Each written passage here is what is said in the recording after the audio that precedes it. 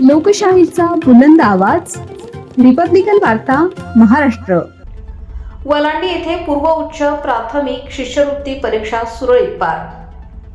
देवणी तालुक्यातील 14 ते 15 गावातील विद्यार्थ्यांसाठी दिनांक 22 फेब्रुवारी 2026 मधील पूर्व उच्च प्राथमिक शिष्यवृत्ती परीक्षा वलांडी येथील सौ अनुसयादेवी सोनकवडे विद्यालय येथे शिस्तबद्ध व सुरळीत वातावरणात पार पडली. इयत्ता 5वीतील एकूण 195 विद्यार्थ्यांनी या परीक्षेस हजेरी लावली.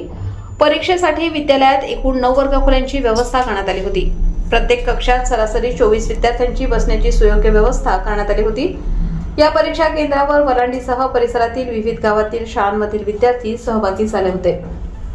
संबंधित शाळांचे शिक्षक व पालक यांनी विद्यार्थ्यांना परीक्षेसाठी उपस्थित केले. वलांडी येथे शिष्यवृत्ती परीक्षेचे केंद्र आहे. केंद्र संचालक व पर्यवेक्षकांनी शासनाच्या मार्गदर्शक सूचनांनुसार काटेकोर नियोजन करून परीक्षा यशस्वीरित्या पार पाडली. सदर परीक्षेत मराठी माध्यमासह उर्दू माध्यमातील 2 व इंग्रजी माध्यमातील 4 विद्यार्थ्यांचा सहभाग होता. परीक्षा 2 सत्रात घेण्यात आली.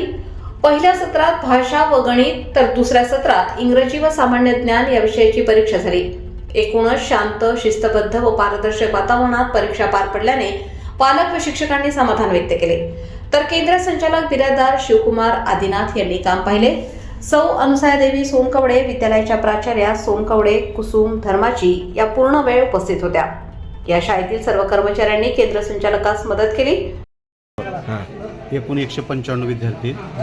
माध्यमनिहाय जर बघितलं तर मराठी माध्यमाचे 189, उर्दू माध्यमचे 2 आणि 4 इंग्रजी माध्यमाचे असे एकूण 195 विद्यार्थी या सेंटरवर परीक्षा देतात. अनुसयादेवी सोनकवडे माध्यमिक विद्यालय वलांडी. रिपब्लिकन वार्तासाठी लातूर जिल्हा प्रतिनिधी Sagir Momen. Subscribe now and press the bell icon. Never miss an update.